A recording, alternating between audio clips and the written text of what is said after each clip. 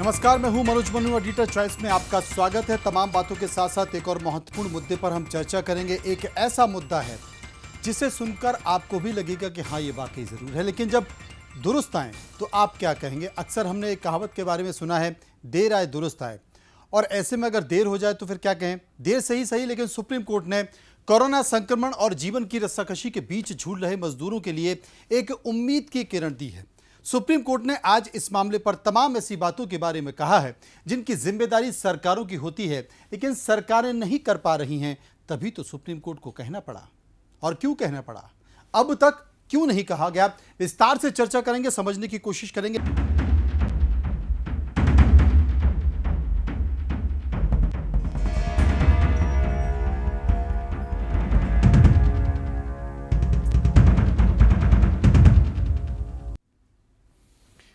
जिस देश की स्वास्थ्य व्यवस्था इतनी लचर हो कि वहां एक बेड पर 2 मरीजों का इलाज हो और मौत के बाद मरीज को स्ट्रेचर तक नसीब ना हो, तो ऐसी व्यवस्था में आप क्या कहेंगे। मुफ्त इलाज तो दूर की कौड़ी है लगती है, बावजूद इसके सुप्रीम कोर्ट ने इस देश के गरीबों को कोरोना से जूझते हुए देखा है और उसने महसूस किया कि लोग कोरोना से ज्यादा उसके इलाज के खर्च से मर रहे हैं, उसको सहन नहीं कर पा रहे हैं। इसलिए सुप्रीम कोर्ट ने केंद्र सरकार से सूची मांगी है, ऐसे अस्पतालों की सूची जिन्हें मुफ्त या फिर सस्ती दरों पर जमीन उपलब्ध सरकार के द्वारा कराई गई हो, ताकि ऐसे अस्पतालों से कोविड-19 के मुफ्त या सस्ते इलाज के लिए कहा जा सके। हालांकि यह विषय नीतिगत है और यह फैसला सरकारों को लेना है, लेकिन जल्द ही अब उन गरीबों के लिए एक उम्मीद की किरण जागी है जो इसके इलाज से अब तक अपने आप को कोसों दूर महसूस कर रहे थे। और एक बड़ा मसले पर और सरकार भी इस बात को लेकर चिंतित है। सुप्रीम कोर्ट ने इन बातों को उठाया है। इसके साथ साथ एक बड़ी बात यह है कि योगेंद्र यादव जो स्वराज इंडिया के प्रमुख हैं, उन्होंने भी कोशिश की है, कुछ बिंदु बनाने की कोशिश की। उन बिंदुओं के जरिए एक महत्वपूर्ण बात यह भी थी कि टेस्ट और इलाज कोविड-19 का वो फ्री हो, लेकिन सुप्रीम कोर्ट इस मामले को गंभीरता से ले रहा है। विस्तार से चर्चा करेंगे, समझने की कोशिश करेंगे। योगेंद्र यादव जो कि प्रेसिडेंट हैं स्वराज इंडिया के, इस वक्त हमारे साथ मौजूद हैं।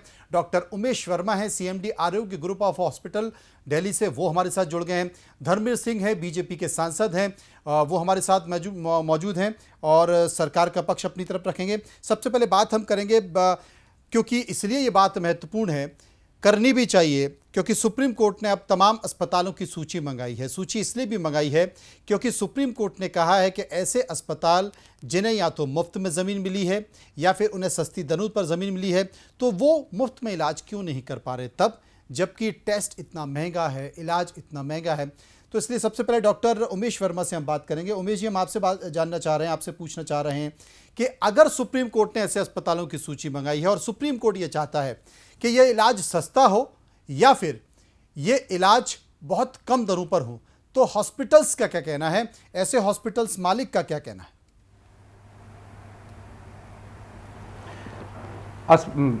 नमस्कार जी। आपने एक बहुत ही उचित सवाल पूछा है। इस त्रासदी के समय में गरीबों की मदद करने के लिए हमें हर प्रयास करना चाहिए है। हमें कोशिश करनी चाहिए कि कोई भी जना बिना इलाज से वंचित न रह सके।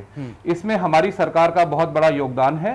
वो अपनी हॉस्पिटल्स में, जो गवर्नमेंट हॉस्पिटल्स हैं, उसमें फ्री ट्रीटमेंट प्रोवाइड कर रही है हर पेशेंट के लिए जो वहां पर आ रहा है। अब रही बात कि क्या प्राइवेट सेक्टर के अंदर भी हम फ्री में ट्रीटमेंट प्रोवाइड कर सकते हैं, मेरा इसमें कहना है कि नहीं, हम प्राइवेट सेक्टर में फ्री में ट्रीटमेंट नहीं प्रोवाइड कर सकते जी।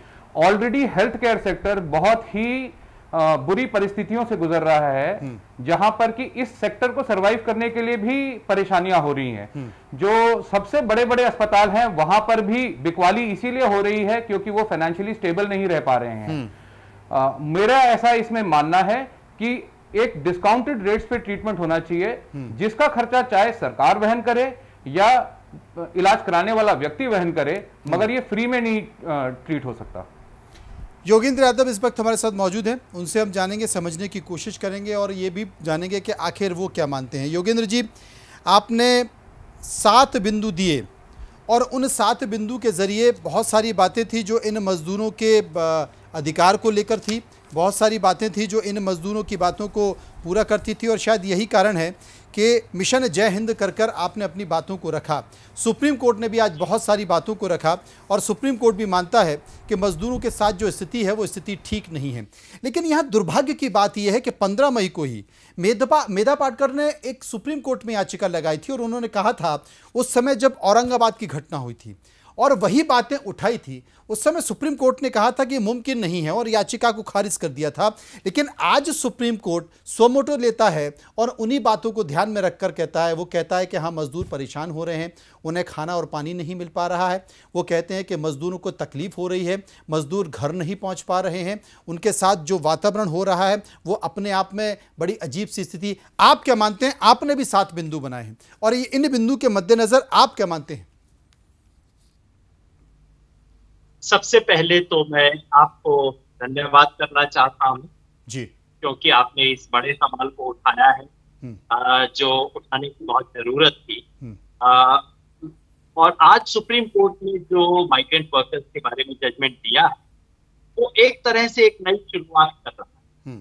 शुरुआत इस बात की हो रही है कि सुप्रीम कोर्ट मान रहा है कि हाँ, हमें कुछ इंटरवीन करना चाहिए। इससे पहले सुप्रीम कोर्ट का जो था वो थोड़ा ये था कि भाई सरकार का मामला, हम इसमें क्या कर सकते हैं। मुझे खुशी है कि सुप्रीम कोर्ट ने बदला। अब जो पहले किया बीती गई छोड़ दीजिए।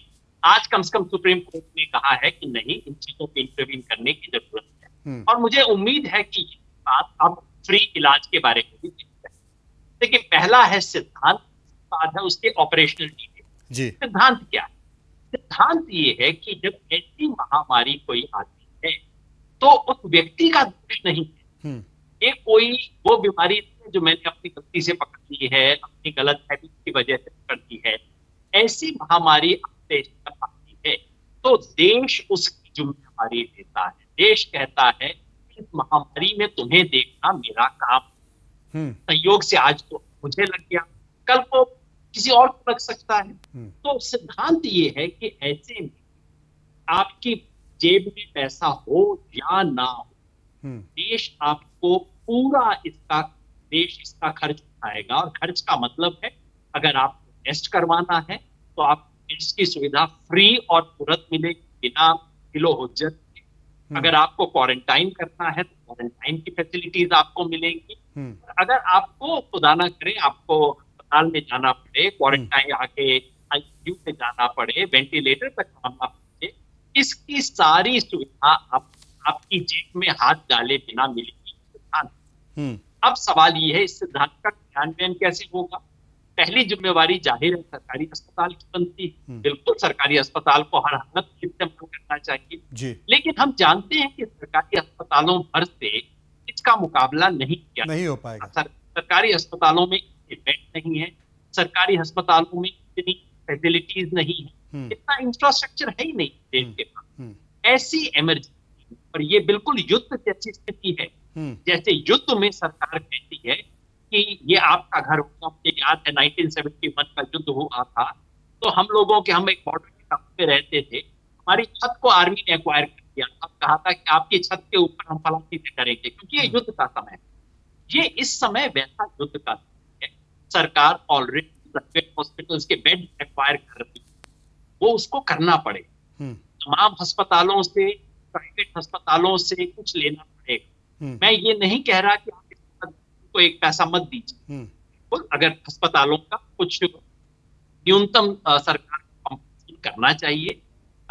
जाहिर है उस रेट पे तो नहीं कर सकते जिस रेट पे प्राइवेट अस्पताल देते जी। और मुझे विश्वास है डॉक्टर साहब जो बैठे हैं, आपने बताया, मुझे विश्वास है कि इस संकट की घड़ी में अस्पताल मुनाफा कमाने की बात नहीं सोचते। अपने न्यूनतम से न्यूनतम का जो खर्च होता है सरकार रिएम्बर्स कर सकती है।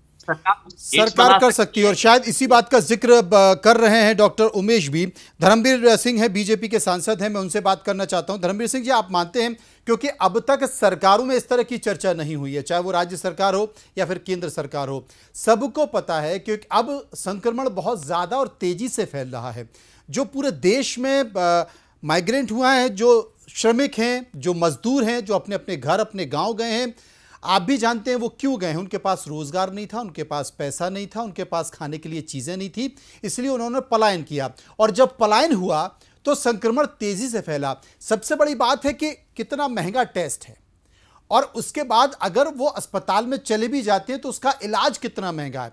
इसलिए जरूरत आन पड़ी है कि क्यों ना इसके इलाज को सस्ता किया जाए, ये बहुत कम किया जाए। लेकिन अब तक सरकारों में इस तरह की चर्चा हुई नहीं है। धर्मवीर जी, आपको नहीं लगता कि करनी चाहिए?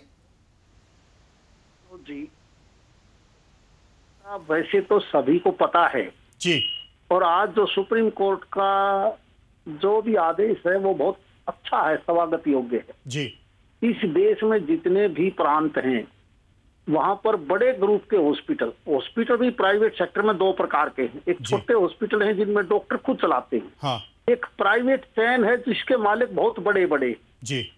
उनको प्रदेश की सरकारों ने बहुत से महानगरों में जमीन सस्ते रेट पर दी है और इस कंडीशन पर दे रखी है कि बीपीएल परिवार के लोगों को, क्योंकि हर प्रदेश में बीपीएल की लिस्ट अलग अलग है, कहीं 25% है तो कहीं 30 को भी क्रॉस कर चुकी है, उनको आप सस्ते दर पर सभी प्रकार का इलाज करोगे, हेल्थ और एजुकेशन, ये फैसला दोनों तरफ है, दोनों जगह है।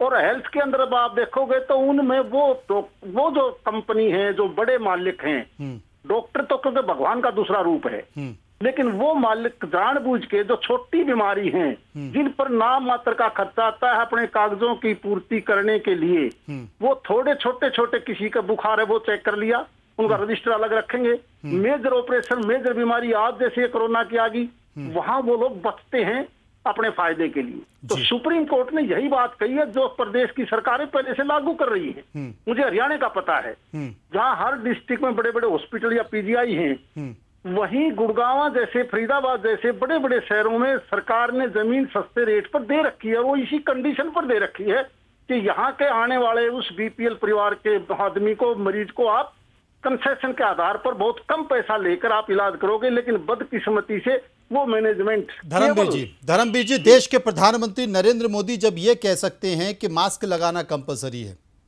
तो क्या सरकारें ये तय नहीं कर सकती? क्योंकि ये तो नीतिगत फैसला है ना, ये फैसला तो सरकारों को तय करना है। और शायद यही कारण है कि सुप्रीम कोर्ट में अब ये फिर से इस पर सुनवाई होनी है, इस पर सरकार से अपना पक्ष मांगा गया है। क्या सरकारें ये बोल नहीं सकती हैं कि कोविड-19 के जितने भी पेशेंट हैं उनका आप इलाज कीजिए? और ये बात भी सच है जिसका जिक्र डॉक्टर उमेश कर रहे हैं, जिसका जिक्र योगेंद्र यादव कर रहे हैं, कि आप उन अस्पतालों को कुछ ना कुछ अतिरिक्त सहायता दे सकते हैं, सरकार की तरफ से कुछ अतिरिक्त फंड दिया जा सकता है, क्योंकि कमी नहीं है पैसे की, और पूरी व्यवस्था, पूरी सरकार और पूरा राजस्व केंद्रित है कोविड-19 को लेकर। मनोज जी, मैं वही बात कह रहा हूं कि बड़े महानगरों में सरकार ने, प्रदेश की सरकारों ने सस्ते रेट पर जमीन इसलिए दे रखी है कंडीशनली कि आप बीपीएल परिवार को ये मदद देंगे।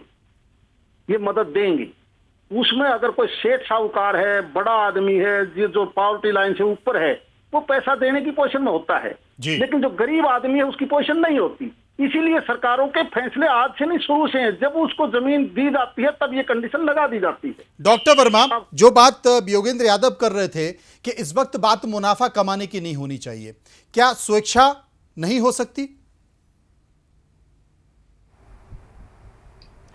ज्यादातर हेल्थ केयर वर्कर्स खुद अपनी तरफ से इस समय अपनी तरफ से जितना भी योगदान कर सकते हैं करने की कोशिश कर रहे हैं। मैं अपने अगल बगल जितने भी हॉस्पिटल चल रहे हैं उनकी मैं तारीफ करना चाहूंगा। हम सबके खर्चे बहुत ज्यादा बढ़ गए हैं, पीपी में, स्टाफ की केयरिंग में, बार बार स्टाफ को चेंज करने के लिए के चक्कर में, फिर भी हम में से किसी ने भी अपना कॉस्ट ऑफ ट्रीटमेंट नहीं बढ़ाया हुआ। हम में से कोई भी यहाँ कोविड हॉस्पिटल नहीं है, मगर हम लोग ओपीडीज रन कर रहे हैं इन हॉस्पिटल्स में, और कोविड के पेशेंट्स हमारे हॉस्पिटल में डायग्नोस भी होते होंगे, जिन लोगों को हम कोविड डेजिग्नेटेड फैसिलिटीज में भेज रहे हैं। योगेंद्र यादव जी ने कहा कि बिल्कुल न्यूनतम दरों पे सब लोगों का इलाज होना चाहिए। मैं उसमें ये बात बताना चाहता हूं, एक चीज होती है क्रॉस सब्सिडी। जो हमारे पेट्रोल के प्राइसेस हैं वो ज्यादा इसलिए हैं ताकि सरकार वहां से पैसा कमा सके और फिर जरूरतमंदों की मदद कर सके।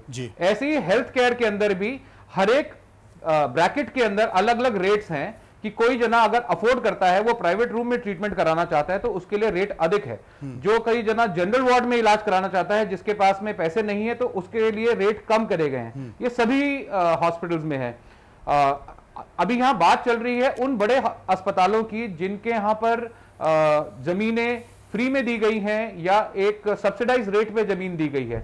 हाँ, जमीन जरूर फ्री में दी गई है, उसके एवज में इन हॉस्पिटल्स को कुछ बेड्स बिलो पॉवर्टी लाइन के ट्रीटमेंट के लिए मेंटेन करना चाहिए है। और मेरी समझ से इनको एक सेंट्रल पूल बना देना चाहिए ताकि सब लोगों को पता हो कि फलाने अस्पताल में इतने बिस्तर खाली हैं, फलाने अस्पताल में इतने बिस्तर खाली है, ताकि मैनेजमेंट बेहतर हो सके। एक मेरी इसमें और एक बहुत सिंपल सी राय है, बहुत सारे ऐसे हमारे यहाँ हॉस्पिटल्स हैं जो होम्योपैथिक हॉस्पिटल्स हैं या यूनानी हॉस्पिटल्स हैं। जैसे मैं बात करता हूं दिल्ली के अंदर नेहरू होम्योपैथिक हॉस्पिटल है, मुझे नहीं लगता कि वहां पर इस समय होम्योपैथिक पेशेंट्स के एडमिशन की जरूरत होगी। Why we can't make it into a covid care facility? बहुत आसानी से उसे कोविड केयर फैसिलिटी के लिए बनाया जा सकता है। जो गवर्नमेंट के अपने पूर्ण एस्टैब्लिश्ड हॉस्पिटल्स हैं उनको फुल्ली कोविड डिक्लेयर कर देना चाहिए। वहां पर तो डॉक्टर्स और स्टाफ ऑलरेडी काम कर रहे हैं, उन्हें पूर्णतः से कोविड हॉस्पिटल्स डिक्लेयर कर देना चाहिए। नंबर ऑफ बेड कितनी आसानी से बढ़ जाएंगे। जैसे हमारे यहाँ तिब्बतिया हॉस्पिटल है आयुर्वेद का, उसके अंदर हम कोविड के पेशेंट्स के लिए बेसिक केयर प्रोवाइड करा सकते हैं ताकि कोविड पेशेंट्स हर एक हॉस्पिटल में ना जाकर के वहां इंफेक्शन फैलाए। जैसे अभी बीच में एक सजेशन आ रहा था कि सभी हॉस्पिटल्स को कुछ शेयर बेड्स का कोविड पेशेंट्स के लिए रखना चाहिए, तो उससे तो इन्फेक्शन बढ़ जाएगा। आपको सिलेक्टेड फैसिलिटीज को कोविड केयर डिक्लेयर कर देना चाहिए, वहां पे नॉन कोविड पेशेंट ना जाए, वो पूरी फैसिलिटी कोविड के लिए डिक्लेयर हो जाए। ये तमाम तरह के सुझाव हैं। यादव जी, मैं आपसे एक चीज़ पूछना चाहता हूं, क्योंकि शुरुआती दौर में तो टेस्ट बहुत कम हो रहे थे, ये एक बड़ा कारण था, और अब तक करीब देश में 33,62,136 टेस्ट कोरोना हो चुके हैं और पिछले 24 घंटे में 1,19,976 हुए हैं। संक्रमण बहुत तेज़ी से फैल रहा है, लेकिन ज़मीनी हकीकत ये है कि जितनी बड़ी संख्या में जो मजदूर गए हैं, मजदूर अपने अपने इलाके में गए, अपने अपने गांव में गए, वहाँ पर स्वास्थ्य सुविधाएं क्या हैं ये सभी को पता है, किसी से छुपी नहीं है। अब एक छोटा सा उदाहरण दीजिए कि सुप्रीम कोर्ट में जब सरकार ने पूछा कि आप क्या तमाम ऐसे प्रवासी मजदूर हैं जो अपने घर जाने के लिए निकले हैं, क्या उन्हें खाना मिल रहा है, खाना दिया जा रहा है? तो सरकार ने जवाब दे दिया, हाँ साहब खाना दिया जा रहा है। लेकिन हम सब तस्वीरें देख रहे हैं कि उन्हें खाना मिल नहीं पा रहा है। वो सड़कों पर भूखे बैठे हैं, वो सड़कों पर प्यासे बैठे हैं। ये बात अलग है कि सरकार की व्यवस्था, सरकारी जवाब अपने तरीके से दिए जाते हैं। ये भी सच है कि अगर किसी को कोई कोरोना पेशेंट हैं और अगर वो सरकारी अस्पताल नहीं है तो प्राइवेट अस्पताल वाले सबसे पहले उससे 5 लाख रुपए, 7 लाख रुपए एडवांस में जमा करा ले रहे हैं कि पता नहीं मरीज का क्या होगा, पता नहीं ये पेमेंट दे पाएगा, पैसा दे पाएगा या नहीं दे पाएगा। इसलिए आप, हम और सरकारें इस बात के लिए लड़ रहे हैं कि क्यों ना ये मुफ्त हो और क्यों ना ये सस्ता हो। अब मैं आपसे पूछना चाहता हूं कि जो बात सुप्रीम कोर्ट में कही जा रही है, सरकार प्रयास कर रही है, सरकार अपनी तरफ से कर रही है, लेकिन मुफ्त इलाज और मुफ्त टेस्ट को लेकर क्या आपको लगता है कि सरकार जल्द कोई इस पर निर्णय देगी या सुप्रीम कोर्ट ही कोई फैसला देगा? मनोज जी, मुझे उम्मीद है कि मैं धर्मवीर जी ने जो बात कही है उसका 100% समर्थन करना चाहता हूँ। हाँ। देखिए, 2 तरह के प्राइवेट अस्पताल हैं। एक तो प्राइवेट अस्पताल वो हैं जो कोई व्यक्ति चला रहा है, जिसके अंदर उसने सरकार से ना कोई सुविधा ली है ना कुछ है। दूसरे वो हैं जो कि इस शर्त पे सरकार से बने हैं, सस्ती जमीन लेके, कि हम EWS पेशेंट के लिए करेंगे, हम कुछ जिसको सरकार ने देश में स्वास्थ्य सुविधा बढ़ाने के लिए कुछ विशेष रियायतें दी। ये जो दूसरी कैटेगरी के अस्पताल हैं, वहां तो सरकार का 100% अधिकार बनता है कि सरकार कहे कि आपने आड़े वक्त के लिए ऐसा किया था और अब आड़े वक्त आ गया है। अगर ये संकट नहीं है तो कौन सा संकट होगा भाई देश में? कम से कम आज तो आपको करना ही पड़ेगा, ये बात निश्चित कहनी चाहिए। मुझे थोड़ा सा दुख हुआ डॉक्टर साहब की बात सुन के। मुझे लगता है डॉक्टर साहब, बड़े बड़े अस्पताल हैं, बहुत मुनाफा कमाते हैं, जरूर इस समय थोड़ा संकट का समय होगा, 2-4 महीने बाद फिर मुनाफा कमा लेंगे, थोड़ा सा घाटा सह लेंगे, तो कोई इससे अस्पताल बंद नहीं हो जाएंगे। और राष्ट्रीय संकट के समय तो हर एक को करना चाहिए। मेरी तो मान्यता मनोज जी ये है कि जिन अस्पतालों ने सरकार से मुफ्त जमीन नहीं ली है, उन पर भी सरकार का एक राष्ट्रीय संकट में अधिकार बनता है कि सरकार कहे कि भाई हमने ये मैक्सिमम फीस तय कर दी है, और आप इससे अधिक बिल्कुल नहीं ले सकते। और जहां तक एक सामान्य मरीज का ताल्लुक है, मेरे को मतलब अस्पताल से नहीं है, मेरे को मतलब डॉक्टर से नहीं है, मेरे को मतलब केवल इससे है, उस साधारण मरीज को ये गारंटी होनी चाहिए कि मेरे को इलाज मुफ्त मिलेगा। अब वो करने के लिए सरकार अपने अस्पताल में करवा ले, बहुत अच्छा, सरकार किसी दूसरे अस्पताल में प्राइवेट में भेजे और सरकार उनको थोड़ा सा मुआवजा उसके लिए दे दे, कुछ मिनिमम रेट्स दे दे, तो भी ठीक है, जैसे मर्जी कीजिए। लेकिन दो बातें स्पष्ट, दो तीन बातें। पहला, पेशेंट की जेब से पैसा नहीं जाएगा।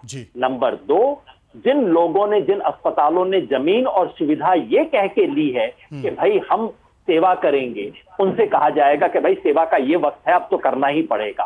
मुफ्त हो या कि नाम मात्र को उनको कुछ दिया जाए, बिल्कुल न्यूनतम से न्यूनतम करके, ये सरकार तय कर सकती है। मेरा अस्पतालों को लूटने का इरादा नहीं है। और जिन अस्पतालों ने सरकार से इस तरह की सुविधा नहीं मिली है, उनसे भी कहना चाहिए कि भाई ये मैक्सिमम फीस है, इससे अधिक आप नहीं ले सकते, और ये आपको अंततः सरकार की तरफ से रिएम्बर्स कर दिया जाएगा। हाँ, किसी को 5 स्टार फैसिलिटीज चाहिए, जरूर जाइए साहब, 5 स्टार अपना पैसा खर्च कीजिए, मगर वो 5 स्टार फैसिलिटी चाहने वालों के लिए है। हर पेशेंट को बिना खर्चे के एक न्यूनतम सुविधा, न्यूनतम इलाज मिलना अधिकार होना चाहिए। अगर वो हम इस संकट में नहीं कर सकते तो हम देश की जिम्मेवारी क्या बनती है? देश की जिम्मेवारी क्या बन सकती है? बिल्कुल सही यहाँ पर कहा धर्मवीर जी। वाकई जैसे आप रोजगार के लिए रोजगार गारंटी दे रहे हैं, मनरेगा में पैसा दे रहे हैं, इस वक्त तो देश में सबसे ज्यादा गारंटी अगर किसी की चाहिए तो आपके स्वास्थ्य की चाहिए, आपके इलाज की चाहिए। आपको नहीं लगता है कि सरकार को जल्द सुप्रीम कोर्ट का इंतजार नहीं करना चाहिए, सरकार को स्वास्थ्य की गारंटी दे देना चाहिए? देखिए, इनमें दो बातें हैं जी। पहली बात, जितनी भी डॉक्टर दवाइयां हॉस्पिटल में लिखी जाती हैं, अब समय आ गया कि हम ब्रांडी दवाइयां लिखने की बजाय जेनरिक दवाई पर आ जाए। इलाज वही है, दवा असर वही करेगी। दूसरा ये भी सही है कि आज के दिन प्रदेश और देश दोनों सरकारों ने मिलकर अपना हेल्थ का बजट बढ़ाना पड़ेगा। अब समय आ चुका है, दुनिया को देखते हुए हमने हेल्थ का ध्यान रखते हुए किस प्रकार से बजट बढ़ा के हमने सुरक्षित करना है देश को, प्रदेश को, तो ये भी जरूरी है। दोनों चीजें हमें करनी पड़ेगी। नहीं, लेकिन आप गारंटी नहीं देंगे स्वास्थ्य की? गारंटी योजना तो हमारे देश के प्रधानमंत्री ने जो स्कीम पहले चलाई थी, आप रातों रात नोटबंदी कर सकते हैं। आप रातों रात नोटबंदी इसलिए कर सकते हैं कि आतंकवादी इसका इस्तेमाल कर रहे हैं, जाली छप रहे हैं, लेकिन आज जब देश में सबसे बड़ा खतरा इलाज का है, जान का है, तो आप गारंटी स्वास्थ्य की नहीं दे सकते कुछ समय के लिए?